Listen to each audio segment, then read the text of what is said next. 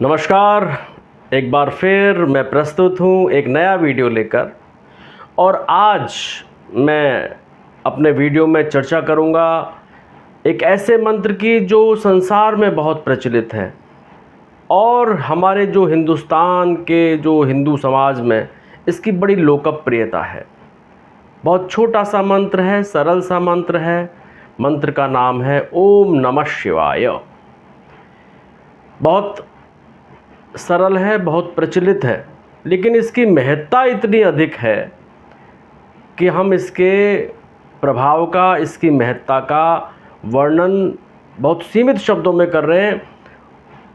लोगों ने इसकी महत्ता का बड़ा भारी अनुभव किया है। मैंने हेडिंग ये बनाया है, थंबनेल पे आप देख रहे होंगे कि चलते फिरते ओम नमः शिवाय मंत्र का जाप करने से क्या लाभ होता है। ये इसलिए बनाया गया है कि आम तौर पर कोई भी मंत्र होता है तो उसकी पूजा विधि होती है। मंत्र के लिए कौन से आसन का प्रयोग करना चाहिए, कैसे दीपक जलाया जाना चाहिए, किस प्रकार की माला होनी चाहिए, किस प्रकार की भगवान की मूर्ति होनी चाहिए, किस प्रकार पूजन करने के बाद जप करना चाहिए, पूजन के बाद जप के बाद स्तोत्र करना चाहिए। बहुत सारी जो बातें हैं वो बताई जाती हैं।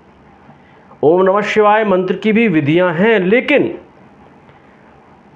इसके लिए ख़ास तौर पे ये कहा गया है कि कोई भी जो गृहस्थ व्यक्ति है वो चलते फिरते भी इसका आसानी से जाप करता है तो उसे बहुत लाभ होता है। अब चलते फिरते जाप करने का मतलब ये नहीं है कि अगर आप कोई कार ड्राइव कर रहे हैं या मोटरसाइकिल ड्राइविंग पर हैं, नो, तब तो एक्सीडेंट हो जाएगा। चलते फिरते जाप करने का मतलब ये है कि अगर आप कहीं भी बैठे हुए हैं, कहीं भी किसी का इंतज़ार कर रहे हैं, पैदल घूम रहे हैं, तो बिना शुद्धता का विचार किए हुए, भले ही शारीरिक शुद्धि है या नहीं है, कोई असर नहीं करता है, आप इस मंत्र का जाप कर सकते हैं। बड़ा प्रभावशाली मंत्र है और इसकी लोकप्रियता आप देखते हैं कि हमारे भारत देश में हर एक जो व्यक्ति है लगभग इस मंत्र का प्रयोग करता है। भगवान महादेव महाकाल के प्रतिरूप हैं और जब चलते फिरते कोई आदमी इसका जाप करता है तो उसको अच्छे फल मिलते हैं, ये तय है। अब कई बार प्रश्न आते हैं, जो लोग जिज्ञासु होते हैं, जो लोग ज्ञानी होते हैं, वो पूछते हैं कि किस प्रकार मंत्र बोला जाए, ओम नमः शिवाय बोला जाए, ओम नमः शिवाय बोला जाए या केवल नमः शिवाय बोला जाए। तीनों रूप सही हैं, इन पर विवाद की आवश्यकता नहीं है। नमः शिवाय पंचाक्षरी मंत्र है और ओम जोड़ देते हैं तो ये षडक्षरी बन जाता है। प्रभाव वैसा ही रहता है जैसा नमः शिवाय का है या ओम नमः शिवाय का है। इसमें भ्रमित होने की ज़रूरत नहीं है, लेकिन स्पष्टता हमेशा रखनी चाहिए। इन तीनों रूपों में से जिस एक रूप को आप अपना रहे हैं उसी रूप में जप करें। मान लीजिए आप ओम नमः शिवाय जपते हैं तो ओम नमः शिवाय नमः शिवाय, ओम नमः शिवाय, इसी प्रकार जपें। अगर आप ओम नमः शिवाय बोलते हैं तो ओम नमः शिवाय, ओम नमः शिवाय बोलें। हालांकि जब संधि होती है तो नमः शिवाय जल्दी जल्दी बोलने पर नमः शिवाय हो ही जाता है।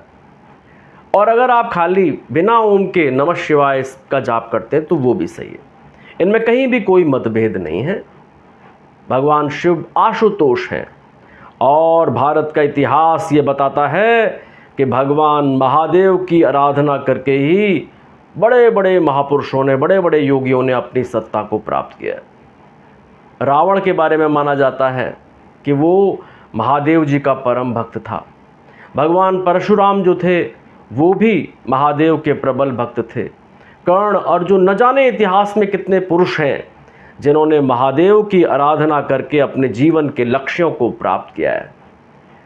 क्योंकि महादेव आशुतोष हैं। मैंने आपको पहले भी बताया था कि उनके मंदिर में उनके शिवलिंग पर जो चढ़ा हुआ व्यक्ति था उससे ही वो प्रसन्न हो गए कि अरे वाह, और तो फूल पत्ती चढ़ाते हैं, आपने तो मेरे ऊपर आप खुद पूरे समर्पित हो गए।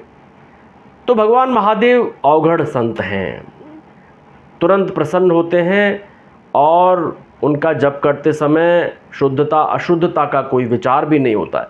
मुझे एक प्रसंग याद आता है कि हमारे गुरुदेव के समक्ष एक जिज्ञासा आई, किसी ने पूछा महिला ने कि इस अवधि में हम इस मंत्र का जाप करें या न करें। तो गुरुदेव का एक स्पष्ट मत था कि इस मंत्र को इन दिनों और उन दिनों में जाप करने का शंका करने की कोई ज़रूरत नहीं है, किसी भी दिन जप सकते हैं। अगर आप किसी के दाह संस्कार में भी बैठे हुए हैं और वहाँ आप अकेले बैठे हुए हैं तो मानसिक जप कहीं भी किया जा सकता है।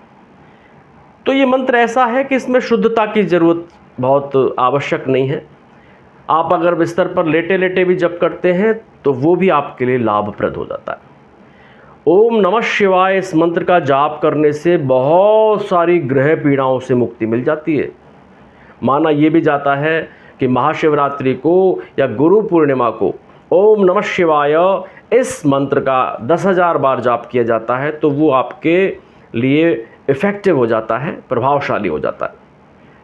महादेव के इस मंत्र का प्रयोग करने से सबसे पहला काम तो ये होता है कि शनिदेव की जो प्रतिकूलता है वो हमारे जीवन में समाप्त हो जाती है। आजकल हमारे देश में, हमारे समाज में, इस संसार में न्याय के देवता शनि की जो है कुदृष्टि से सब परेशान रहते हैं। लेकिन अगर हम महादेव के इस मंत्र का जाप करते हैं तो शनिदेव हमारे ऊपर कोई दुष्प्रभाव नहीं डालते। शिव जी की पूजा करने से एक लाभ ये भी होता है कि चंद्रमा की जो अगर कुंडली में प्रतिकूलता है तो वो भी खत्म होती है। आमतौर पर यह माना जाता है कि चंद्रमा मन का कारक है। ज्योतिष में ये सिद्धांत भी है। लग्न प्राण है, चंद्रमा मन है। मन अगर दुर्बल होता है कुंडली में तो आदमी कुछ नहीं कर पाता। आप देखते हैं कि किसी में अगर उत्साह नहीं है तो वो जीवन में कभी सफल नहीं होता है। महादेव के इस मंत्र का जाप करने से व्यक्ति की जो चंद्रमा की प्रतिकूलता है, चंद्रमा के जो दुष्प्रभाव है वो खत्म होते हैं। तो फिर आदमी को इस मंत्र का जाप करना चाहिए। महादेव के इस मंत्र का जाप करने से मांगलिक जो दोष है वो भी शमन होता है, क्योंकि महादेव में इतनी शक्ति होती है कि वो वैधव्य योग जो महिलाओं में होता है उसको भी समाप्त करने की क्षमता रखते हैं। एक बात तो तय है कि ओम नमः शिवाय मंत्र का अगर व्यक्ति जाप करता है तो सबसे पहले तो वो शारीरिक रूप से स्वस्थ हो जाता है। हर एक व्यक्ति की सामर्थ्य नहीं है कि महामृत्युंजय जप कर सके। हर एक व्यक्ति की सामर्थ्य नहीं है कि लघु मृत्युंजय जप को बोल सके।